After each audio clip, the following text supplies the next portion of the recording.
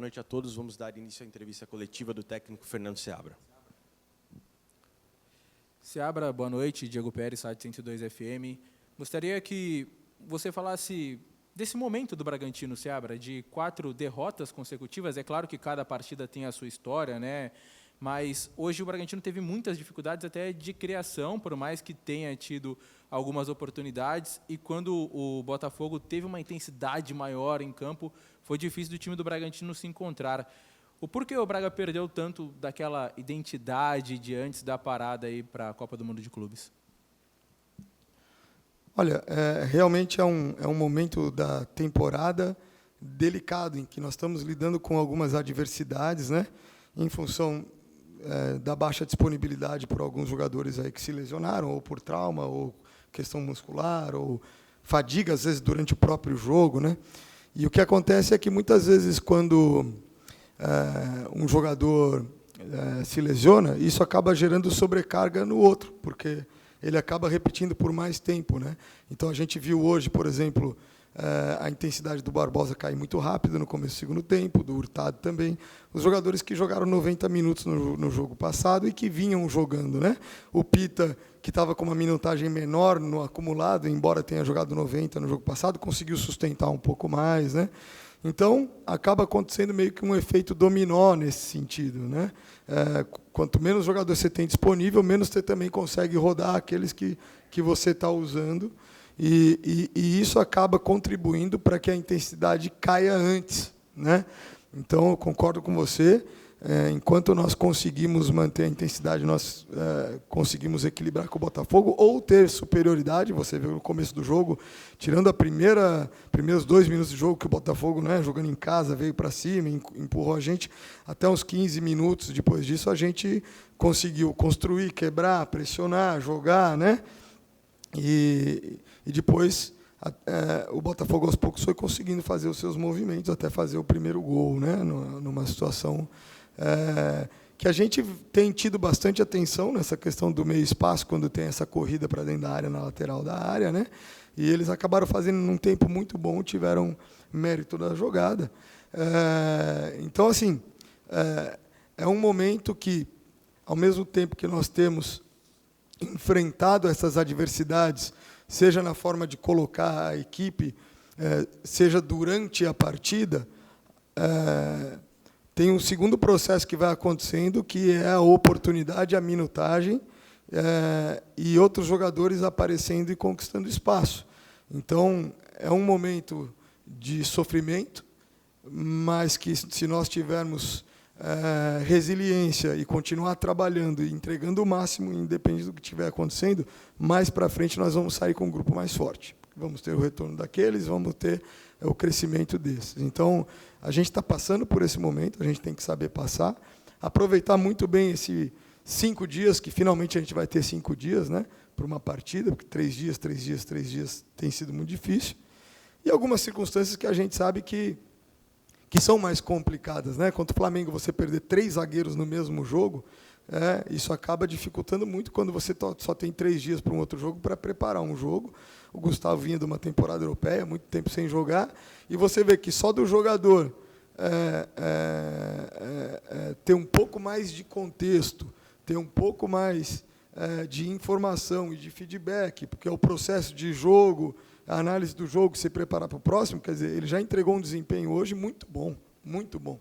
Então, nós temos que, nesse momento, na verdade, entender que a nossa campanha, num contexto global do Campeonato Brasileiro, é uma pontuação desejada, né?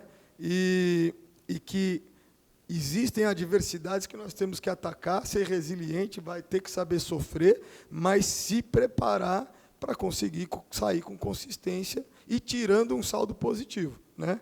Então, é um momento de ter essa lucidez, essa clareza e persistir no trabalho dessa forma.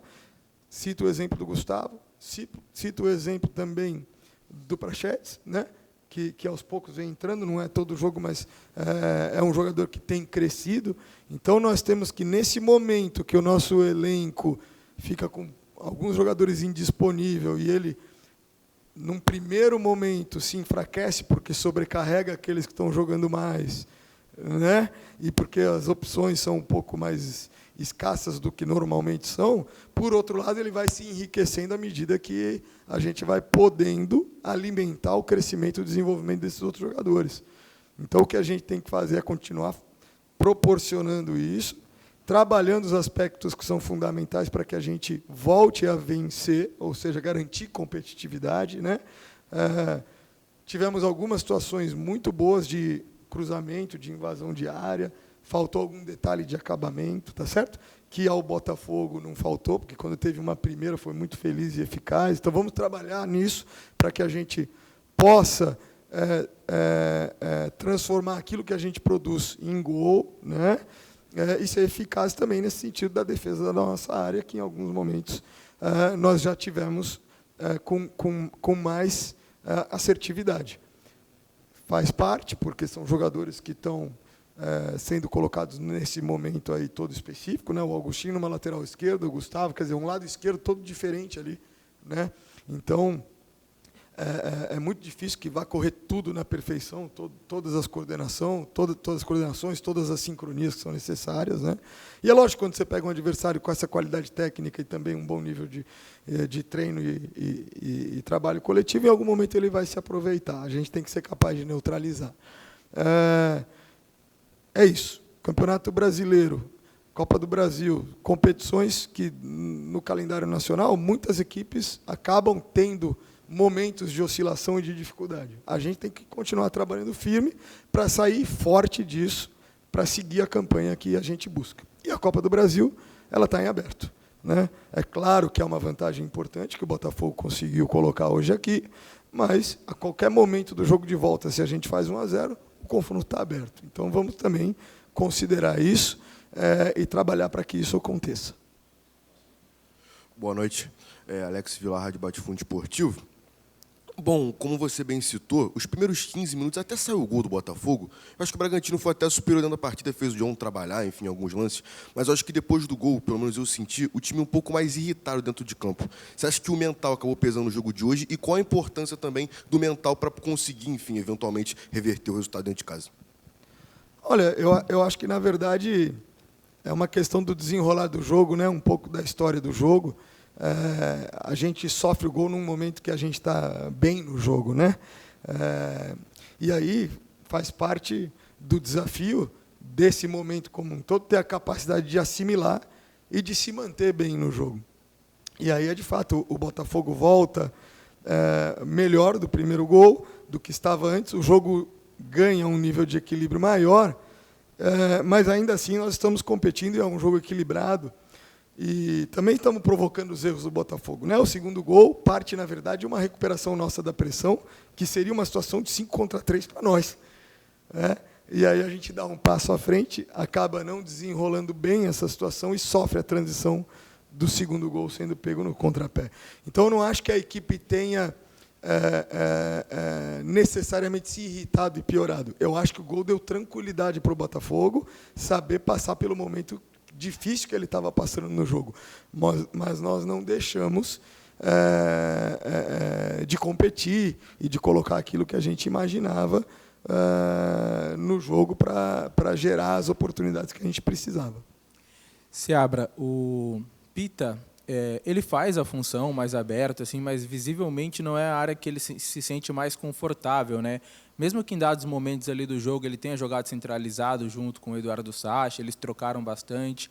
Gostaria que você explicasse um pouco essa opção de colocar os dois juntos, se é em função também do desempenho um pouco abaixo dos pontas atualmente, né? O Vinicinho não tem sido aquele Vinicinho do Paulista, o Nacho sequer foi relacionado para o último jogo, o Davi Gomes ainda é muito jovem, né? Um jogador que estava no sub-20, e o Lucas tem sido mais regular. Então, é por conta também do mau momento dos pontas?